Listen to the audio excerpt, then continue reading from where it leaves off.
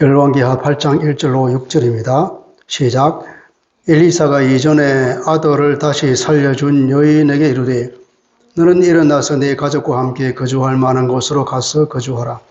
여호와께서 기근을 부르셨으니 그대로 이 땅에 7년 동안 임하리라 하니 여인이 일어나서 하나님의 사람의 말대로 행하여 그의 가족과 함께 가서 블레셋 사람들의 땅에 7년을 우거하다가 7년이 다함에 여인이 블레셋 사람들의 땅에서 돌아와 자기 집과 전토를 위하여 호소하려 하여 왕에게 나아갔더라. 그때의 왕이 하나님의 사람의 사환 게하시와 서로 말하며 이르되 너는 엘리사가 행한 모든 큰 일을 내게 설명하라 하니 게하시가 곧 엘리사가 죽은 자를 다시 살린 일을 왕에게 얘기할 때에 그 다시 살린 아이의 어머니가 자기 집과 전토를 위하여 왕에게 호소하는지라. 게하시가 이르되 내 주 왕이여 이는 그 여인이요 저는 그 아들이니 곧 엘리사가 다시 살린 자니이다 하니라. 왕이 그 여인에게 물음에 여인이 설명한지라. 왕이 그를 위하여 한 관리를 임명하여 이르되 이 여인에게 속한 모든 것과 이 땅에서 떠날 때부터 이제까지 그 밭의 소출을 다 돌려주라 하였더라. 아멘. 하나님의 말씀입니다. 여러분, 기복신앙이라는 말을 하죠. 기복신앙은 어떤 거죠? 세상에 많은 종교들은 복을 구하기 위해서 만든 종교라는 겁니다. 미신과 우상숭배라고 말할 수가 있는데, 말하자면 자기가 원하는 것을 얻기 위해서 우상과, 말하자면 우상 뒤에 있는 귀신과 거래를 하는 것입니다.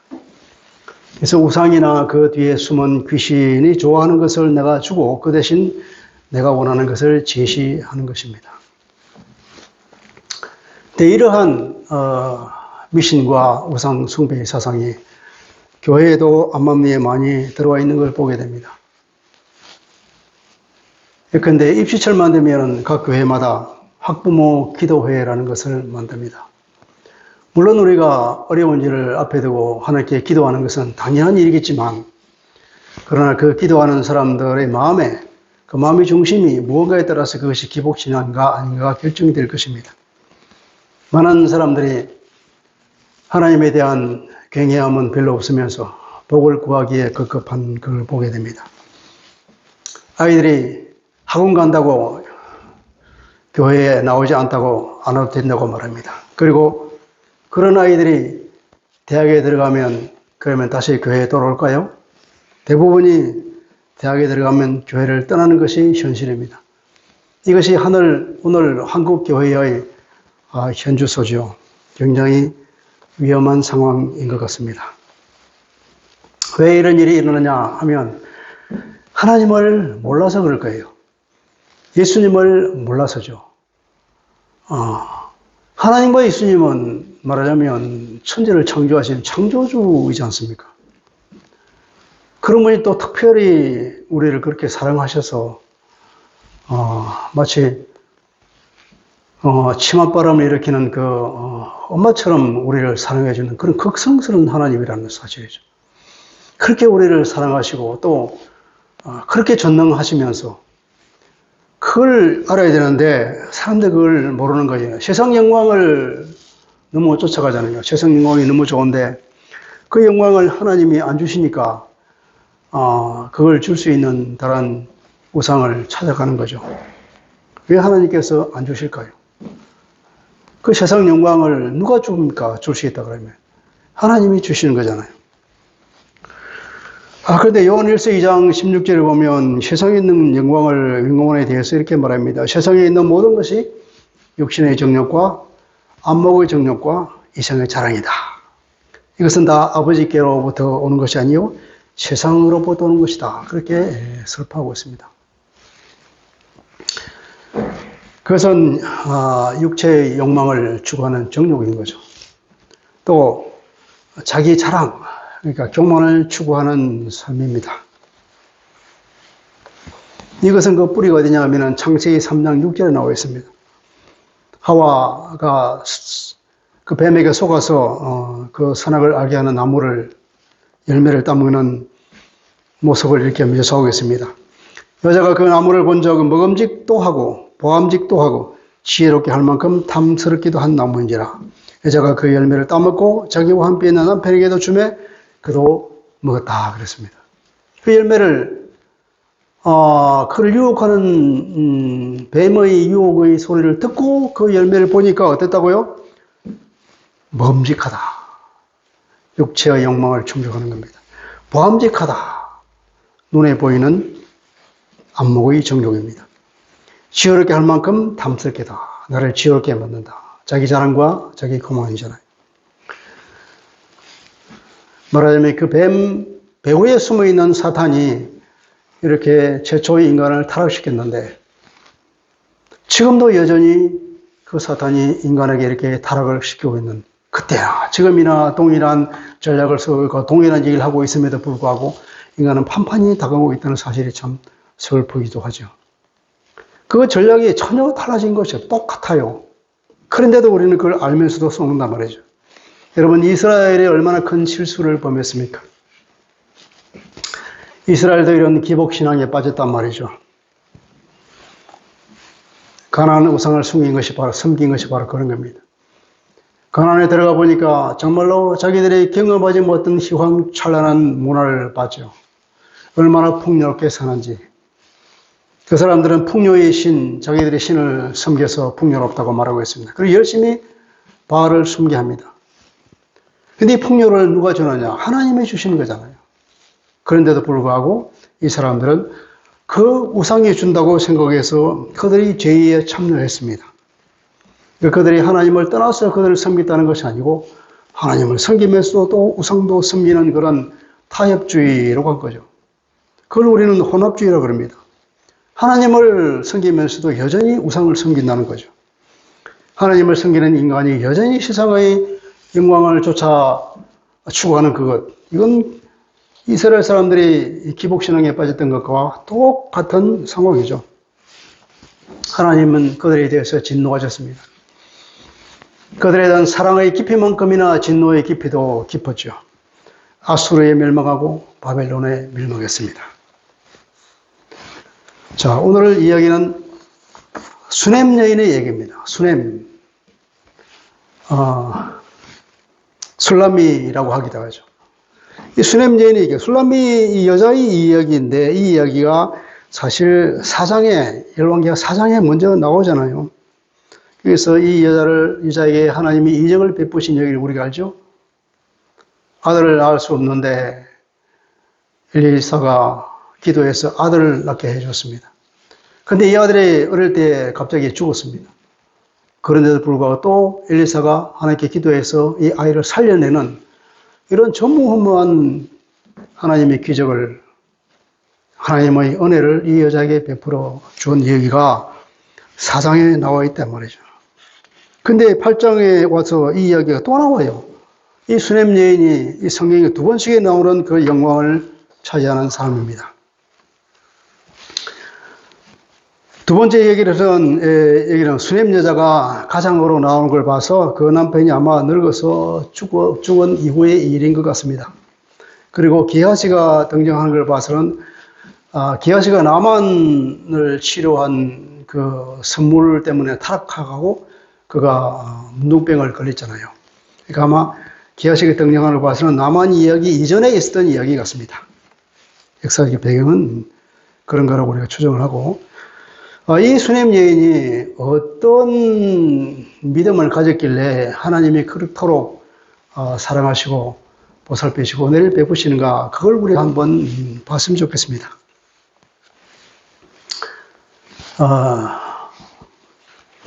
열왕기하 4장 8절에 보면은 이런 말이 있습니다. 엘리사가 수넴에 이르렀더니 거기 한 귀한 여인이 있었다. 귀하다 그래서 돈도 많고 그 지방에 영향력이 큰 어떤 귀부인이겠죠. 그 귀한 여인이 그를 간권하다.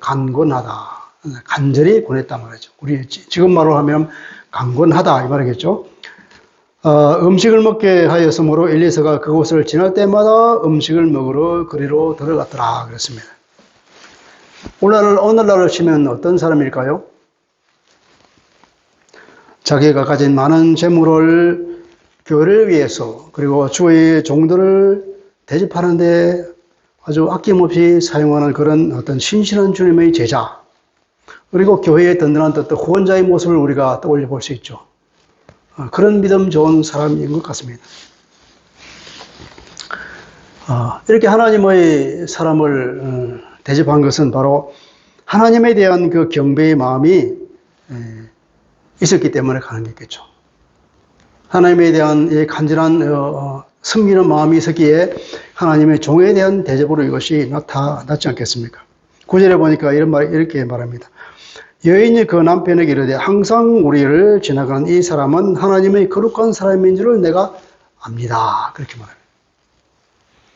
이 수냄 여인이 바로 이 엘리사가 하나님의 거룩한 사람인 것을 알아봤기 때문에 하나님에 대한 그 신실한 경배의 마음이 이 사람에게 그렇게 대접하게 되는 것입니다.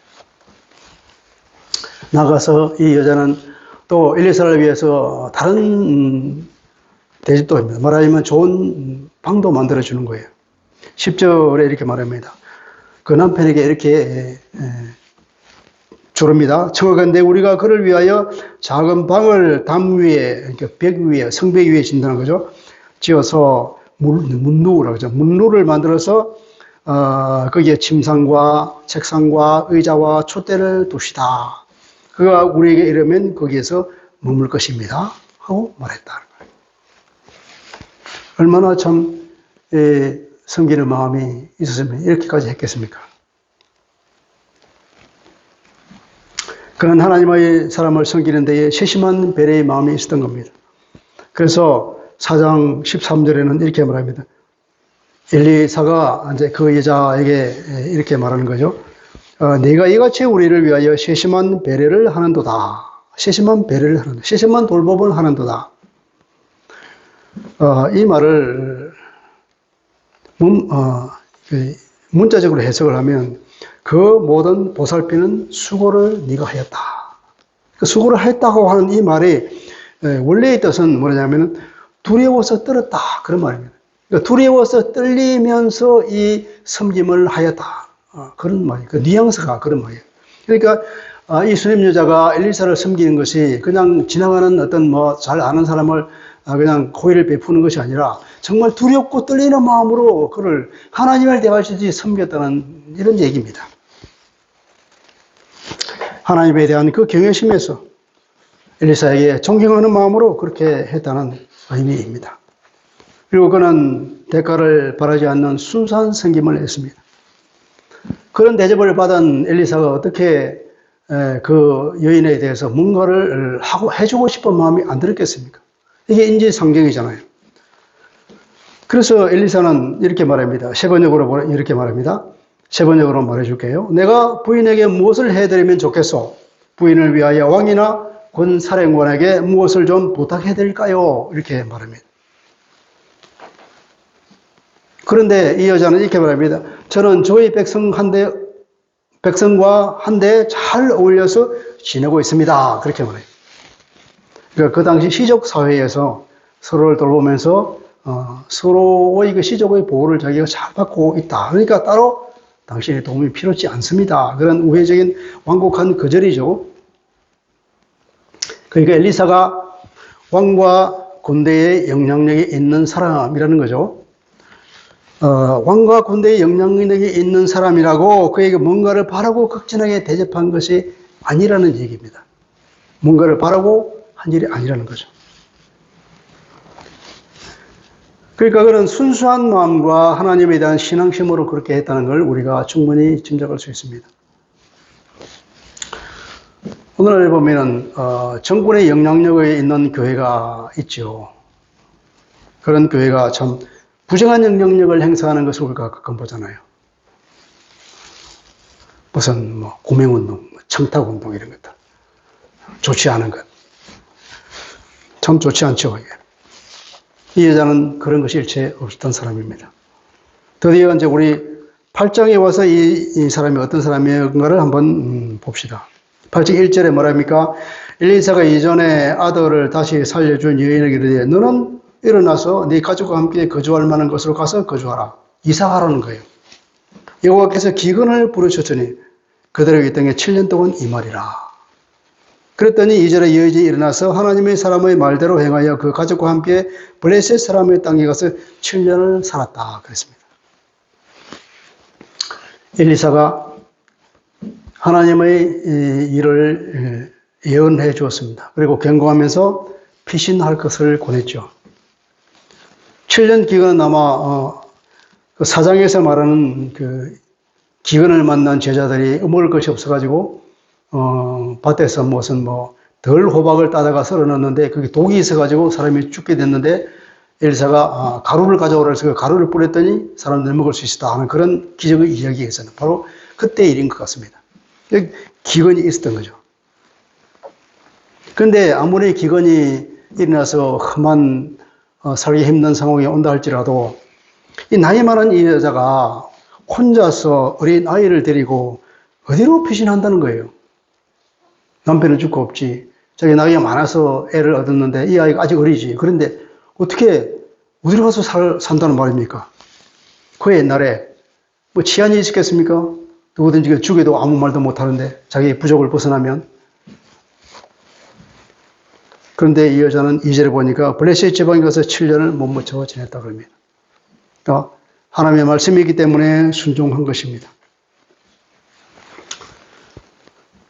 오늘날 우리가 이곳에서 잘 살고 있는데 큰 재앙이 오니까 멀리 다른 나라로 이민 가라고 그런다면 여러분 쉽게 갈 수 있겠습니까?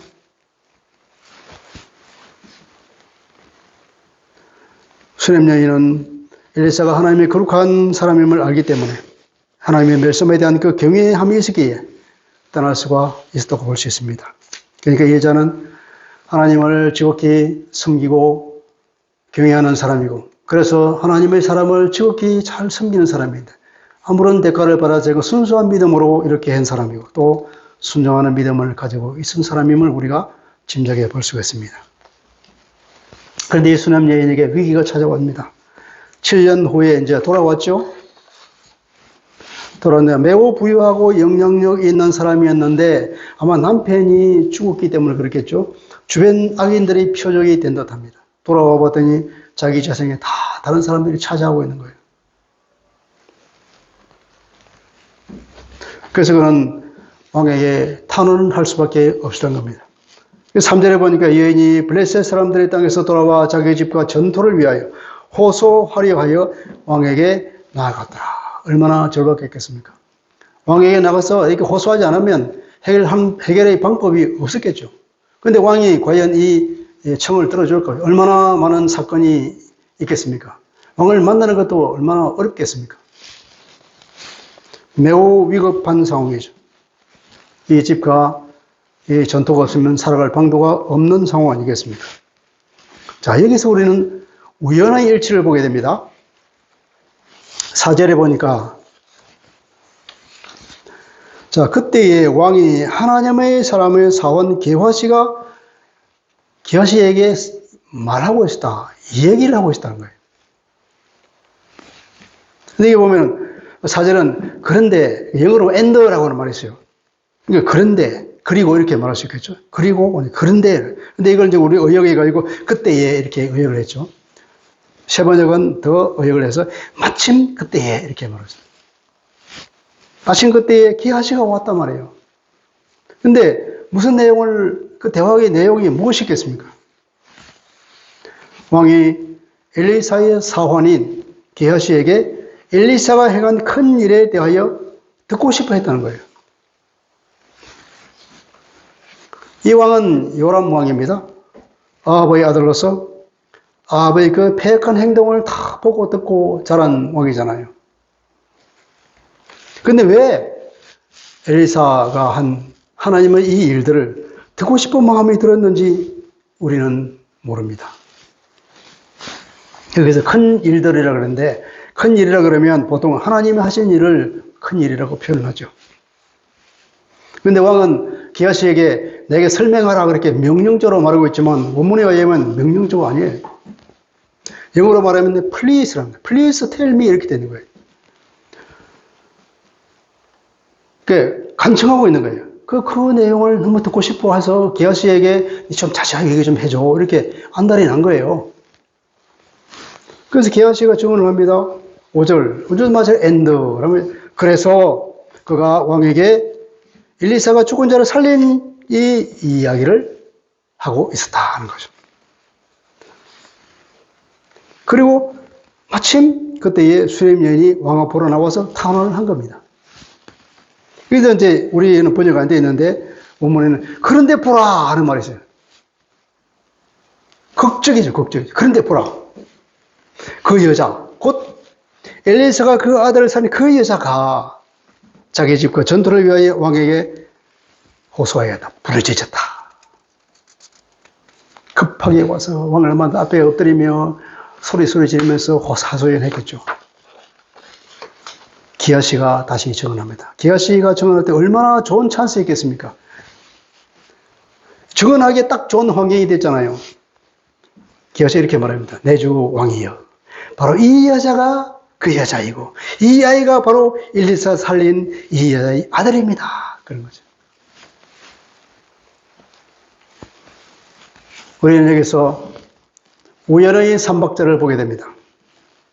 기하씨가 왕궁에 왔어요. 그리고 또 왕이 엘리사가 한 하나님의 기적을 듣고 싶어졌습니다. 기하씨가 죽은 아이를 살린 일을 증언했고 바로 그때에 그 주인공인 그 여자와 죽었다가 살아난 그 아들이 나타났습니다. 기하씨가 그 증언을 이렇게 마무리합니다. 바로 이들이 그 주인공들입니다. 얼마나 확실하고 살아있는 증언이 되겠습니까? 왕이 감동했습니다. 왕이 이 여자에게 질문하고 이 여자는 설명했다. 바로 그 당사자를 만났으니 왕이 얼마나 물을 게 많았겠습니까? 여자는 아마 그 모든 질문에 자세하게 답변해 줬겠죠. 이에 왕은 전담 공문을 하나 붙여줍니다. 그래서 이 수넘 여자의 탄원을 다 들어주라고 명령하죠. 재산을 돌려줄 뿐 아니라 7년간 그 토지 소출까지도 모두 돌려주라고 말합니다. 수냄 여인은 뜻하지 않게 모든 문제가 100% 아니 200% 해결되는 은혜를 받았습니다.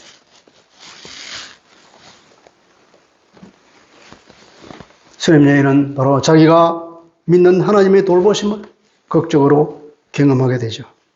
아마 그런 감사와 찬양이 그 마음에 흘러 넘쳤을 것입니다. 이제 이야기를 다시 돌아가 보죠. 이 수냄 여인이 경험한 하나님은 어떤 분이었을까요? 얻을 수 없는 아들을 주신 하나님, 죽은 아들을 다시 살려주신 하나님, 7년 대기근을 피하라고 미리 말씀해 주신 하나님, 돌아왔을 때의 억울하고 불리한 문제를 깨끗이 해결해 주신 하나님. 그리고 하나님은 이 수냄 여인을 어떻게 보셨을까요? 아마 그녀의 하나님에 대한 신실한 신앙을 귀하게 보셨을 것입니다. 그녀가 당신의 종을 존경하는 마음으로 돌봐드린 것을 기쁘게 보셨을 것입니다. 그녀의 순수한 섬김, 대가를 바라지 않고 오직 하나님에 대한 경외심에서 한 그 행위를 귀하게 연락하셨을 것입니다. 선지자의 은혜의 말씀, 하나님의 말씀에 순종하는 그녀를 또 기특하게 보셨을 것입니다. 여러분, 우리는 하나님 앞에 우연이 없다는 것을 압니다. 우리에게 일어나는 모든 일들은 온 우주를 창조하시고 운행하시는 하나님의 섭리의 한 과정입니다. 창세기 45장 5절에 이런 말씀이 있습니다. 요셉이 자기를 종으로 팔아넘긴 형들에게 하는 말입니다. 당신들이 나를 이곳에 팔았다고 해서 근심하지 마소서. 한탄하지 마소서. 하나님의 생명을 구원하시려고 나를 당신들보다 먼저 보내셨나이다.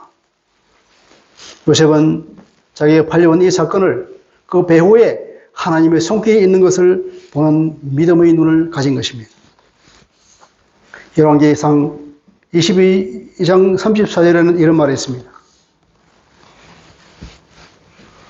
아합이 전쟁에 나가서 화살에 맞아 결국 그 부상 때문에 죽는 얘기인데 한 사람이 무심코 활을 당겨 이스라엘 왕의 갑옷 솔기를 맞췄다 그랬습니다. 한 사람이 무심코 활을 당겼는데 그 화살이 아합 왕의 가서 맞췄는데 어떻게? 갑옷 솔기 사이에 갑옷을 입어서 뚫고 들어갈 틈이 없는데 그 하필 그 속이 틈 사이로 들어가서 부상을 입어서 과다 추리를 죽는 사건이 생기는 거예요. 이것이 바로 아합을 심판하시겠다는 하나님의 계획, 하나님의 예언의 말씀이 실현되는 혹은 성취되는 순간이죠. 이것이 우연입니까? 우리는 하나님은 어떤 사람을 주위에서 보는가를 한번 생각해 봐야 됩니다. 이사야 66장 2절 후반부에 보면 이런 말씀이 있습니다. 무릇 마음이 가난하고 심령에 통회하며 내 말을 듣고 떠는 자, 그 사람은 내가 돌본다 그렇습니다. 돌본다는 단어의 그 원문의 뜻은 주의 깊게 본다. 그 사람을 높이 평가한다. 만나주신다. 좋아한다. 이런 여러 가지 뜻이 있습니다. 그러니까 바로 그런 사람을 내가 주의 깊게 본다. 바로 그런 사람을 내가 돌봐준다. 그 말이에요. 하나님은 이 수냄 여인을 항상 주의 깊게 보시고 계신 것이 분명합니다. 수냄 여자는 하나님의 말씀에 떠는 사람이었습니다. 여러분, 우리는 하나님의 관심을 끌고 있는 사람일까요? 그것은 바로 이사야 66장에서 말씀하고 있는 것처럼 내가 하나님의 말씀 앞에 두려워서 떠는 사람인가? 하나님을 정말로 경외하는 사람인가? 그것이 하나님의 관심을 나를 끄는 기름을 믿습니다. 하나님의 말씀을 들고 떨림으로 받는 그를 하나님은 주위에서 보신다고 합니다. 기도하겠습니다. 전능하신 아버지, 오늘은 수냄 여인이 위기를 맞았는데도 불구하고 그런 어떤 극적인 어떤 우연의 일치같이 보이는 그런 놀라운 일들이 있어서 여호람 왕의 보살핌으로 극적인 명령에 의해서 자기의 위기를 극복하게 되는 걸 보게 됩니다. 이 여자는 바로 하나님을 경외하는 사람이고 하나님의 말씀 앞에 두려워 떠는 자였으며 하나님의 하나님의 사람을 또 극진히 대접했던 순수한 믿음을 가진 사람이었습니다. 우리는 바로 이런 사람이 하나님의 극진한 관심과 보호를 받는다는 역사의 한 교훈을 받습니다. 우리도 하나님을 향하여서 두렵고 떠는 마음으로 하나님의 말씀에 대해서 두려운 마음으로 하나님을 대할 수 있는 믿음을 가지고 하나님을 항상 경외하는 사람으로 살아갈 수 있는 그런 순수한 신실한 믿음을 우리에게 허락하여 주옵소서. 예수 그리스도의 이름으로 기도합니다. 아멘.